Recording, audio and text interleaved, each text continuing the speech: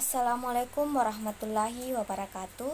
Perkenalkan, nama saya Rosdiana Nasrul dari kelas C20C dengan mata kuliah Kajian Bahasa Indonesia SD dengan dosen pengampu Bapak Dr. Andes Abdul Halik MPD.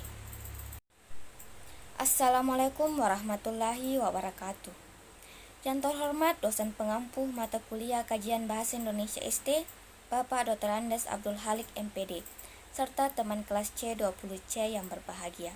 Pertama-tama, marilah kita panjatkan puji syukur kepada Allah Subhanahu wa Ta'ala, karena kehadiratnya lah saya dapat menyelesaikan tugas pidato dengan tepat waktu. Tak lupa juga kita kirimkan salawat serta salam kepada junjungan kita Nabi Muhammad SAW yang telah mengantarkan kita dari zaman kegelapan ke zaman yang terang benderang.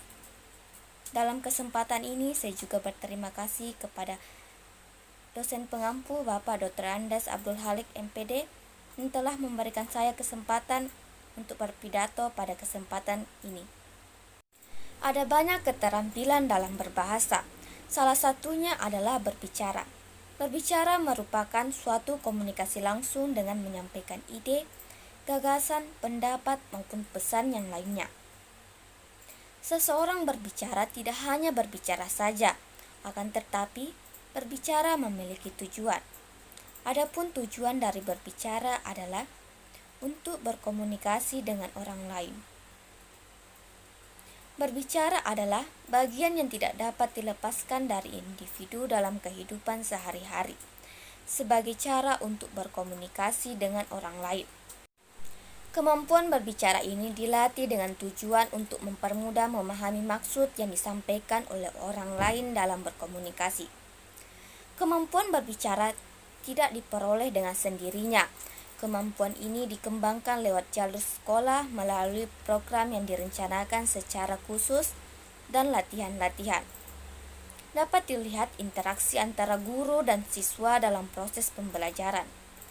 Dengan berbicara akan mempermudah interaksi antara guru kepada siswa atau sebaliknya. Contoh lainnya yaitu khutbah Jumat. Khutbah Jumat merupakan salah satu sarana yang digunakan umat Islam yang bertujuan untuk mengajak masyarakat untuk berbuat baik dan mencegah perbuatan buruk.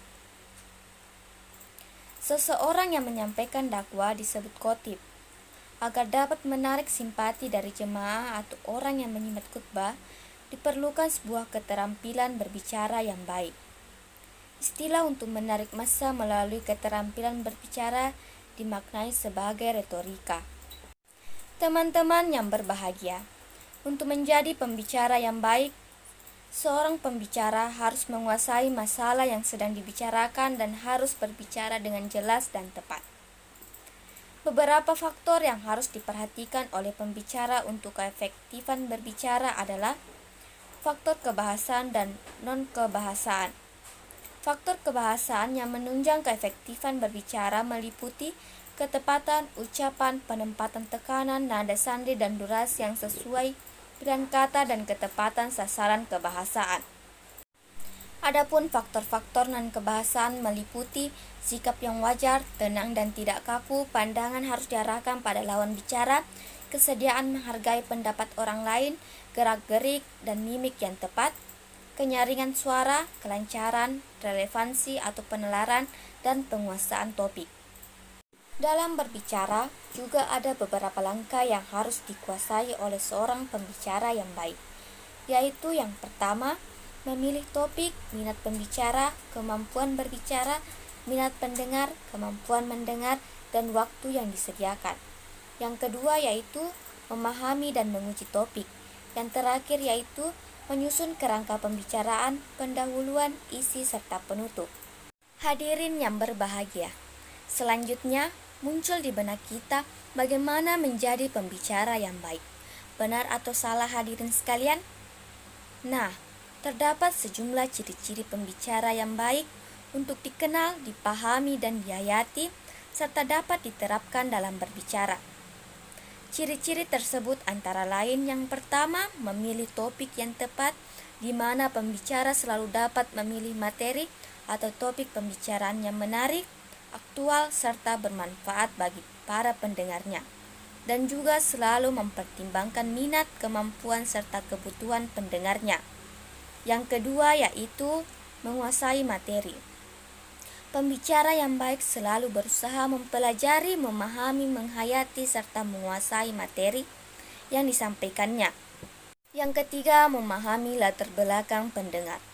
Sebelum pembicaraan berlangsung, pembicara yang baik berusaha mengumpulkan informasi tentang pendengarnya. Yang keempat yaitu mengetahui situasi, mengidentifikasi mengenai ruangan, waktu, peralatan penunjang berbicara, dan suasana. Kelima yaitu tujuan jelas. Pembicara yang baik dapat merumuskan tujuan pembicaraannya yang tegas, jelas, dan gambling. Yang terakhir yaitu kontak dengan pendengar, di mana pembicara berusaha memahami reaksi emosi dan perasaan mereka, berusaha mengadakan kontak batin dengan pendengarnya melalui pandangan mata, perhatian, anggukan, atau senyuman. Demikianlah pidato yang sempat saya bawakan pada kesempatan ini. Kurangnya mohon dimaafkan. Wassalamualaikum warahmatullahi wabarakatuh.